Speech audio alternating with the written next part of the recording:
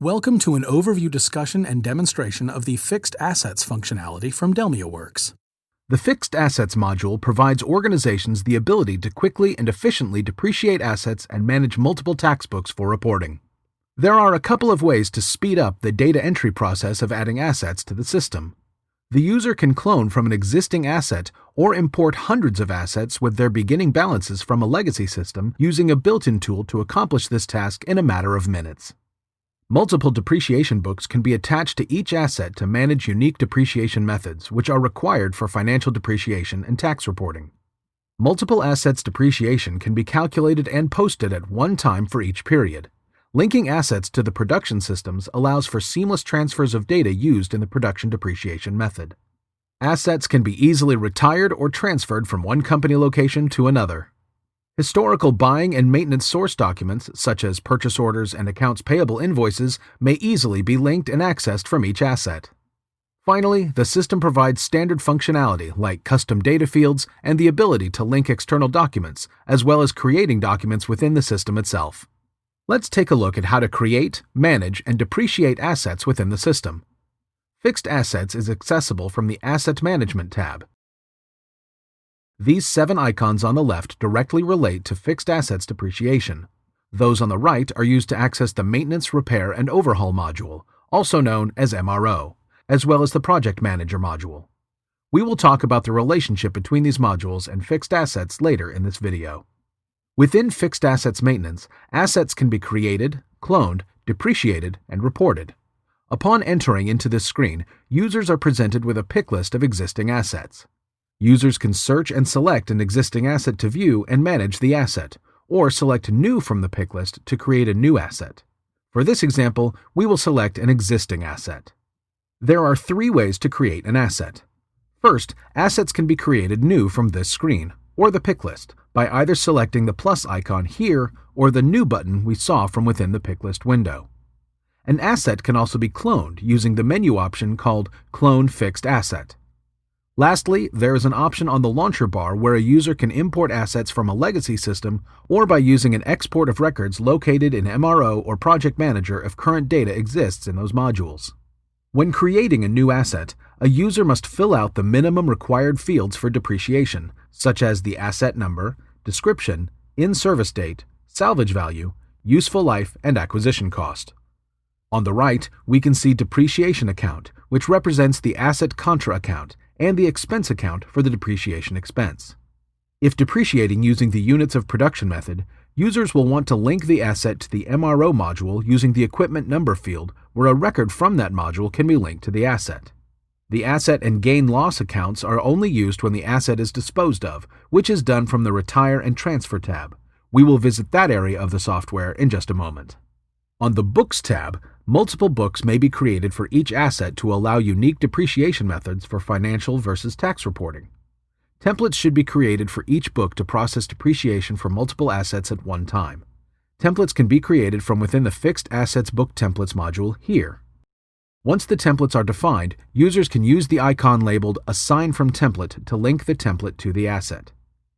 Details can be overridden on each individual asset, such as property and asset class and posting basis. We have defined templates for a financial book type as well as a tax type. Only one financial book may be assigned to each asset. It will allow posting of depreciation to the general ledger.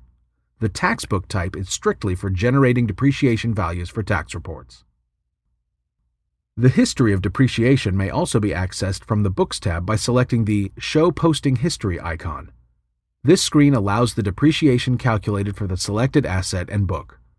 The green color coding indicates that this record was posted to the general ledger. If the depreciation has not yet been posted, then the amount, date, and GL period may be modified within this screen. The beginning balance of the depreciated asset can also be inserted or modified in this screen as well. As a side note, the beginning balance entry will never be posted to the general ledger. A full history of all assets and their depreciation can be accessed by opening the Review Depreciation History for All Assets and Books module. Unposted amounts may be deleted from this screen. Focusing on the financial book for this asset, I have populated the minimum required fields for the straight-line depreciation method using a template. These fields include the description, the type, designated as financial so that it will be posted to the GL, the depreciation method, the posting basis, and the depreciation procedure. The procedure is auto-populated based on the depreciation method, but may be replaced if an alternative calculation is desired. The fields shown here are automatically populated and updated by the system based on setup values and the depreciation calculations. The accumulated depreciation is updated each time an asset's depreciation is calculated. The book value represents the current value of the asset when reducing the acquisition cost by the total calculated depreciation. Once a financial book is defined for an asset and required fields are populated, the asset's depreciation can be calculated from the book screen using the Calculate Selected Books icon, or if a template is defined for a book, then multiple assets may be depreciated at one time. To calculate multiple assets, select the calculator at the top of the screen, then multi-select assets in the lower grid using the selection icons or corresponding keyboard mouse functions to select the assets that require calculating. Once records are selected, choose the icon in the lower grid called Calculate Depreciation for selected book. The user would then select the book to use for depreciation, then finally select the date to define the period.